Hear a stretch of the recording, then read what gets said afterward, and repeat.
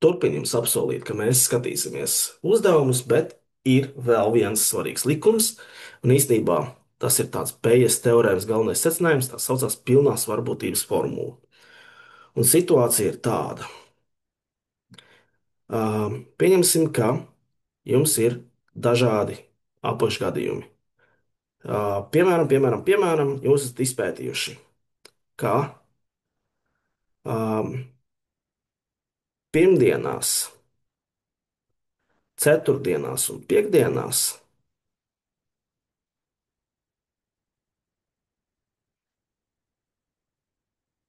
jūs aizguļaties. Man kaut kā tā aizgulēšanās patīk.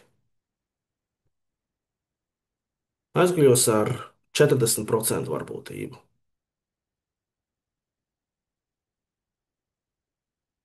Otrdienās un trešdienās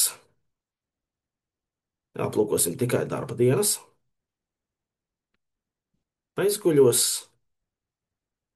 ar 20% varbūtību. Kāda varbūtība, ka parastā darba dienā esmu aizgulējies?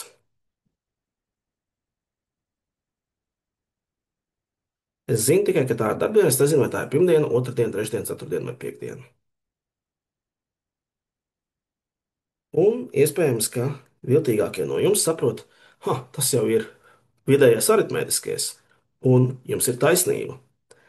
Man ir 3 reizes 40% un 2 reizes 20%. Un man vienkārši jāizdala ar 5. Sanāk 120 plus 40 ir 60%. Un sanāk 32%. Un tā ir pilnīgi taisnība. Bet pierakstīsim šo matemātiskā formulu, kur mēs varam lietot arī abstraktākās situācijās. Tad tas, ko mēs darījām, mums bija tikai divas situācijas, bet īstenībā tās var būt vairākas. Iespējams, ka varēja atšķirties pirmdiena, ceturtdiena bija 40, piekdiena bija 50, otrdienā un trešdienā bija 20. Pieņemsim, ka mums ir kaut kādi 3 gadījumi. Ja? Es to saukšu par A1, A2 un A3. Un visos gadījumos